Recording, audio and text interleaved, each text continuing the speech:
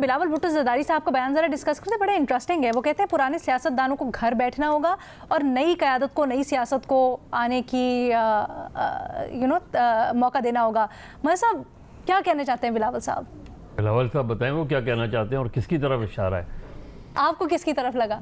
देखिए वो मैं जवाब देता हूँ, लेकिन ये जो अभी न्याजी साहब बात कर रहे थे, यंग मैन, वो देखिए अभी जो न्याजी साहब बात कर रहे थे, पाकिस्तान में 40 साल में 40-50 साल में सिवाय 2 नंबरियों के कुछ नहीं हुआ।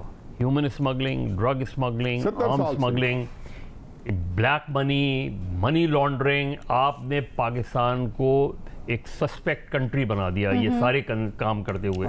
और जिन्होंने ये धंधे किए उनको एमनेस्टी देते जाओ, जिन्होंने ये धंधे किए उनको रिलीफ देते जाओ। बाकी जो मिडिल क्लास है, जो टैक्स पेयर है, उस पर आप टैक्स पे टैक्स लगाते जाओ, बाकियों को आप क्लीन करते जाओ। इस वक्त जो बिलावल भुट्टो कह रहे हैं, ये नहीं है कि कौन किस उम्र में पॉलिटिक्स कर रहा है, कौन उसमें है। अगर प्रॉब्लम ये है और इशू ये है कि किसका विजन क्या है।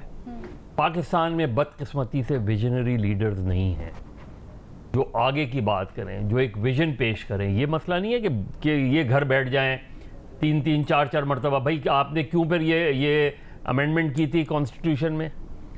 2 टर्म्स तय हो गई थी ना, तो 2 टर्म को रिलैक्स किसने किया था और क्यों किया था?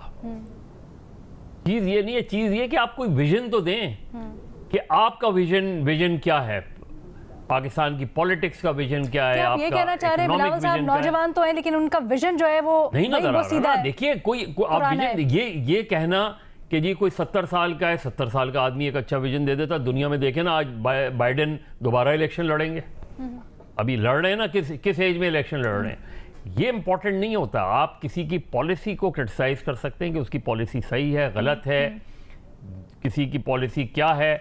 बज़ाहिर क्या लगता है, अगर बिलावल भुट्टो का ये इशारा है कि 70+ के पॉलिटिशियन रिटायर हो जाएं, तो उनका इशारा क्या ज़रदारी साहब की तरफ है, उनका इशारा क्या मियाँ साहब की तरफ है, उनका इशारा क्या इमरान खान साहब की तरफ है, और भी बहुत से लोग हैं। तो जो यंगर जनरेशन है वो ज़रा बताएं ना, यंगर जनरेशन का पॉलिटिकल विजन क्या है? बेनज़ीर, आपकी क्या राय है इस सवाल पर? अलिया देखिए, इन थेरी तो ठीक है, बात ठीक है नौजवान क़यादत को। वैसे मैं जानना चाहूँगी पीपल्स पार्टी क्या कर रही है नौजवान क़यादत को आगे लाने के लिए, सिवाय बिलावल भुट्टो ज़रदारी के और कौन यंग लीडरशिप है पार्टी में? ठीक है, और ये होना चाहिए क्योंकि जाहिर सी बात है आपकी मुल्क की बहुत बड़ी आबादी जो है वो अंडर द एज ऑफ 25 है और उनकी कोई ख़ास रिप्रेजेंटेशन नहीं होती पार्लियामेंट में। पिछली बार मेरे ख्याल से मुश्किलों से शायद 2 पार्लियामेंटेरियन से, एक बिलावल भुट्टो ज़रदारी थे और एक और थे जिनकी 30 साल उम्र थी। बाकी जो होती है कोई ख़ास रिप्रेजेंटेशन नहीं होती, उनके हवाले से पॉलिसीज़ बनानी होती है, कानून बनाने होते हैं। तो अगर उनकी रिप्रेजेंटेशन नहीं होगी तो इन थेरी तो बात ठीक है, लेकिन प्रॉब्लम आई थिंक हमारे मुल्क में इस वक्त ये नहीं है कि कौन चौथी बार या तीसरी बार वज़ीर आज़म बन रहा है। प्रॉब्लम ये है कि जो भी वज़ीर आज़म बनता है वो अपनी मुद्दत पूरी नहीं करता। जो भी उनकी विजन होती है, जैसे मज़हर साहब कह रहे हैं, वो विजन ट्रांसलेट नहीं हो सकती क्योंकि वो 2 साल बाद जो है वो उनको घर भेज दिया जाता है या 3 साल बाद उनको घर भेज दिया जाता है। तो इन थेरी ठीक है, लेकिन एक और बात भी बहुत ज़रूरी है यहाँ पे कहना, ठीक है। बिलावल भुट्टो ज़रदारी एक नई जनरेशन से है पीपल्स पार्टी में। अच्छा, वो कभी कभी होता है कि वो ज़रदारी साहब से थोड़ा सा मुख्तलिफ एक राय ले लेते हैं। मरीम नवाज शरीफ भी एक नई जनरेशन है मुस्लिम लीग नून में, लेकिन हमने अभी तक उनकी सियासत क्या है हमने ये नहीं देखा। उनकी जो भी अभी तक सियासत है वो पूरी की पूरी उनके वालिद के बारे में है और नवाज शरीफ साहब के बारे में। वो खुद क्या राय रखती हैं, वो खुद क्या पॉलिसीज़ चाहती हैं, और जाहिर सी बात है अगली हुकूमत अगर मुस्लिम लीग नून ने जीती तो उनका कोई ना कोई किरदार होगा। तो ये जो सिर्फ कह देना कि एक नौजवान लीडरशिप को लाना चाहिए मेरे ख्याल से काफ़ी नहीं है। ये भी जानना हमें बहुत ज़रूरी है कि उनकी पॉलिसीज़ क्या है, उनका विजन क्या है, वो करना क्या चाहते हैं। शहजाद, क्या उस तरह से नई क़यादत खुलकर सामने आई है जिस तरह से, या उनकी पॉलिसीज़, उनका तर्ज सियासत, या बैगेज बहुत ज़्यादा है क्योंकि वही हम ख़ानदानी सियासती, मौरूसी सियासत देख रहे हैं अभी तक? अच्छा, एक तो मुझे लगता है बिलावल साहब ऑब्वियसली टारगेट कर रहे थे कि चौथी मरतबा नवाज शरीफ को वज़ीर आज़म नहीं बनना चाहिए, लेकिन मेरे ख्याल से उनका जो बयान है वो टारगेट करता है अपने उनके वालिद साहब को, एक्स प्रेसिडेंट आसिफ अली ज़रदारी साहब को भी। फरियाल तालपुर साहिबा मेरे ख्याल से 2-3 दफ़ा बन चुकी होंगी नेशनल असम्बली की मेंबर, तो उन सबको फिर ये टारगेट करता है ना कि उनको भी घर बैठ जाना चाहिए अगर सियासत नौजवानों के हाथ में देनी है। और अभी आपने रिसेंटली देखा था जब पीपल्स पार्टी को भी कुछ मसाइल हो रहे थे सियासी तौर पे कि लेवल प्लेइंग फील्ड नहीं मिल रही, तो उनकी कोर कमेटी ने क्या फैसला किया? उन्होंने कहा कि हम जरदारी साहब के सुपुर्द करते हैं सारे मामला और वो बात करेंगे ऊपर जिससे भी उन्होंने करनी है लेवल प्लेइंग फील्ड के हवाले से। तो मेरे ख्याल से अगर नवाज शरीफ को टारगेट करना चाहते हैं कि वो चौथी मर्तबा ना बने, तो उनको चाहिए कि पहले फिर जरदारी साहब की सियासत से भी दूर हो या जरदारी साहब को भी घर बैठने का मशवरा दें, ताकि जो भी पॉलिसी हो पीपल्स पार्टी की जिसमें हमें कॉन्ट्रडिक्शन नजर आती है कि कभी वो चाहते हैं कि एस्टैब्लिशमेंट से करीब हो जाए, कभी वो एंटी एस्टैब्लिशमेंट बात कर रहे होते हैं, तो उसमें एक क्लैरिटी नजर आए लोगों को।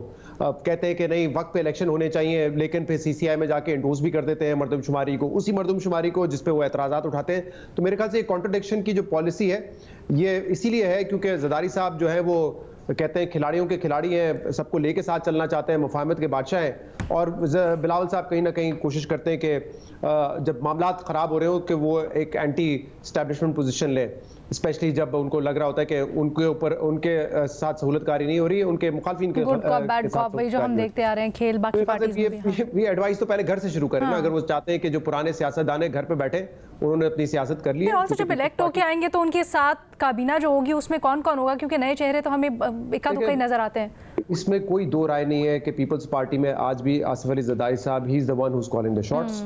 ऐसा नहीं है कि बिलावल साहब ने, और आपने सुना होगा बल्कि असेंबली में खुद उन्होंने कहा था, बिलावल साहब ने, उस पर किसी को स्पेकुलेट करने की जरूरत नहीं है। बिलावल साहब ने खुद कहा था कि मैं उनसे कहता हूं कि नवाज शरीफ साहब से, जरदारी साहब से कि ऐसी सियासत करें कि उनके जो आने वाली जनरेशन है, उनके बच्चे जो है उनके लिए मुश्किलात ना क्रिएट हो। बिल्कुल सही, ठीक है। न्यायी साहब आपकी क्या राय है? मैं तो आपकी ख्वाहिश का एहतराम करूंगा कि मुझे बिलावल साहब की ख्वाहिश का एहतराम करना चाहिए कि नहीं करना चाहिए। आपकी क्या ख्वाहिश है? सर मेरी तो कोई, मेरा तो सवाल है। देखें हम किसी आइन के तहत चले या नहीं चल रहे, या मेरी और बेनज़ीर की राय के ऊपर आपने मुल्क का निज़ाम चलाना है। बिलावल साहब से कह दें कि 2/2 मेजॉरिटी ले आए तो ये मिन्नत कर ले और कोई गुजारिशात नहीं करनी पड़ेगी। मतलब मैं हैरान होता हूँ कि जब आइन की एक पहले मुशर्रफ ने अपनी सहूलत के लिए, अपने आप को महफूज रखने के लिए नवाज शरीफ और बेनज़ीर पे या नवाज शरीफ पे वहाँ वो एक लगा दी कदगन कि जी 2 दफ़े से ज़्यादा कोई प्राइम मिनिस्टर नहीं बन सकता। कोई पाकिस्तान का मुस्वाद नहीं था। अब जब आईन पाकिस्तान में कोई कदगन नहीं है, कोई रुकावट नहीं है, तो ये हम पता नहीं क्यों ऐसी बहस करते हैं। जो आईन इस बात की इजाज़त देता है, हम मावराए आईन एक फैसला कर रहे हैं कि इसके बाद भाई इस तरह की एहतरामी माननी चाहिए। बिलावल साहब आप 2/3 मेजॉरिटी लें और जिन जिन का नाम आपने बनाना है वज़ीर-ए-आज़म के लिए उनका नाम लिख दें। आपकी ख्वाहिश का एहतराम मैं ज़ाती तौर पर करने पर तैयार हूँ, अलीना भी मेरा साथ देने पर तैयार है, लेकिन हम बेबस हैं कि आईन पाकिस्तान इस मामले में कोई तखसीस नहीं रखता।